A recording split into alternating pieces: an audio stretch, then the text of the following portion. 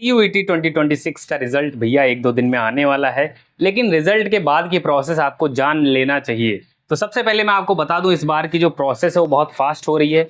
हर एक यूनिवर्सिटी लग गई हैं अपने काउंसलिंग प्रोसेस को, काउंसलिंग पोर्टल को अपडेट करने में, ताकि जल्दी से जल्दी आपके एडमिशन प्रोसेस को स्टार्ट किया जा सके। तो कुछ बातें आपको जानना बहुत जरूरी हैं। रिजल्ट तो खैर आपको पता है 21 तारीख को आपके फाइनल आंसर के रिलीज होने के बाद महज 2 दिन और लगेंगे और आपका 23 को बहुत ज़्यादा 100% चांसेस हैं कि आपका रिजल्ट आ जाए। अब देखो यार, फाइनल आंसर के में बहुत सारे स्टूडेंट के मैंने मैसेजेस देखे कि भैया इसमें भी क्वेश्चंस गलत हैं, तो इसका कुछ अब हो नहीं सकता है। फाइनल मतलब फाइनल, उन्होंने खुद बोला कि फाइनल में हम कोई चेंजेस नहीं करेंगे।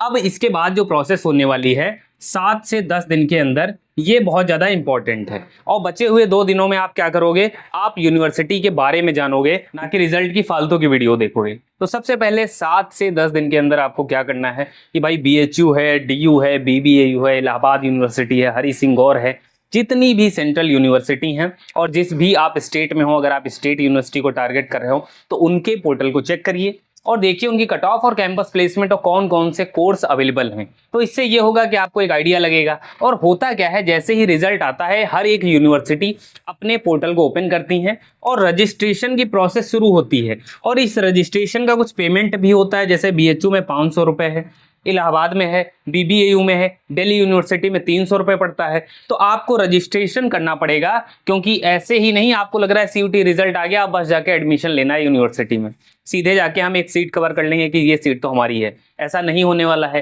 तो होगा ये कि भाई यूनिवर्सिटी पोर्टल पर रजिस्ट्रेशन करने के बाद इसमें कुछ बेसिक डॉक्यूमेंट लगेंगे, 10th 12th की मार्कशीट ऑनलाइन वाली भी, अगर 12th की है तो वो भी चल जाएगी, कैटेगरी सर्टिफिकेट जो भी लगाना चाहते हैं, फोटोग्राफ और सिग्नेचर, ये सारी चीजें लगेंगी, कोई दिक्कत वाली बात उसमें नहीं है। ध्यान रखना, कैटेगरी सर्टिफिकेट पे जो भी आपका नाम है वो 10th और 12th की मार्कशीट से मैच करना चाहिए। कोई भी दिक्कत है तो आपको दिक्कतों का सामना करना पड़ सकता है।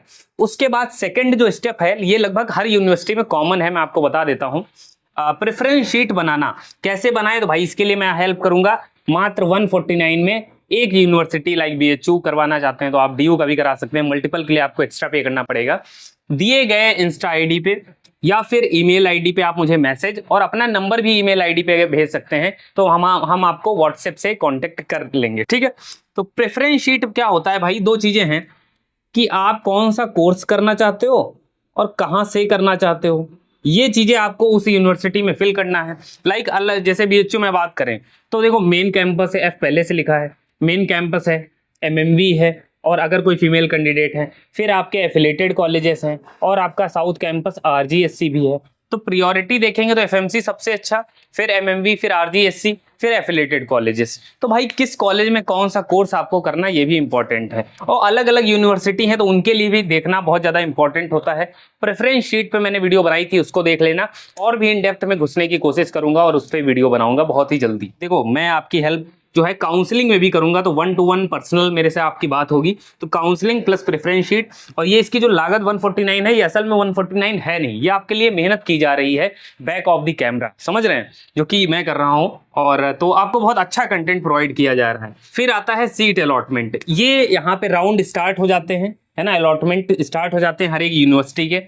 तो मान लीजिए कोई भी आपको लोअर प्रेफरेंस अलॉट हो गया, 5वां प्रेफरेंस अलॉट हो गया, क्योंकि मल्टीपल प्रेफरेंसेस आप फिल करेंगे, केमिस्ट्री हो गया, बॉटनी हो गया, जूलॉजी हो गया, सोशियोलॉजी हो गया, अगर बीए की बात करें सोशियोलॉजी, पॉलिटी, इकोनॉमिक्स, ये सारे आप फिल करेंगे। मान लीजिए कोई आपको मिलता है, किसी भी एफिलेटेड कॉलेज में मिले, बीएचयू की अगर बात कर लें, अदर यूनिवर्सिटी में भी यही चीजें हैं, पेमेंट नहीं करोगे तो आगे नहीं बढ़ पाओगे, पेमेंट करना ही पड़ेगा, तभी आगे के राउंड में आप पार्टिसिपेट कर सकते हैं। पेमेंट करने के बाद है आपका अपग्रेड और फ्रीज, 2 ऑप्शन ओपन होंगे, है ना। फी पेमेंट मैंने आपको बता दिया, सीट अलॉट होने के बाद फी पेमेंट करना ही करना है। अपग्रेड और फ्रीज, देखो अगर लोअर प्रेफरेंस अगर आपको अलॉट होता है तो आपको अपग्रेड करना ही करना है, लेकिन अगर आपको फर्स्ट प्रेफरेंस मिल जाता है तो आप फ्रीज भी कर सकते हैं। लेकिन अगर फर्स्ट नहीं भी मिलता है, फिर भी आप चाहते हैं कि नहीं आगे गलती से मैंने कोई और कोर्स भर दिया है जो मुझे नहीं करना है, और आपको लग रहा है कि उससे आगे आप नहीं जा सकते, मतलब आपको टॉप नहीं मिलेगा और आपका 5वां प्रेफरेंस जो है वो अच्छा है। मान लीजिए एमएमवी में आपको केमिस्ट्री मिल गया और इसके बाद एक जियोग्राफी है एफएमसी में, और आपको लग रहा है कि यार केमिस्ट्री के बाद अगर अपग्रेड हुआ तो जियोग्राफी मिलेगा, तो ध्यान रखना एक बार अगर अपग्रेड चूज कर दिया तो भाई अपग्रेड होके रहेगा वो, तो इसीलिए अपग्रेड और फ्रीज बहुत ज़्यादा इंपॉर्टेंट है। तो भाई फ्रीज चूज कर लें तो आपकी एमएमवी में जो है आपकी ये सीट जो है फिक्स हो जाएगी, गर्ल्स के लिए बात कर रहा हूँ, ठीक है। और वहीं पे आगे आप फिर नहीं जाना चाहते हैं तो फ्रीज का मतलब होता है हम उसी कोर्स पे स्टिक हैं, हमें वही कोर्स चाहिए। पहला प्रेफरेंस मिल जाता है तो डायरेक्ट वो फ्रीज हो जाता है और आपको एक बार करना भी पड़ेगा।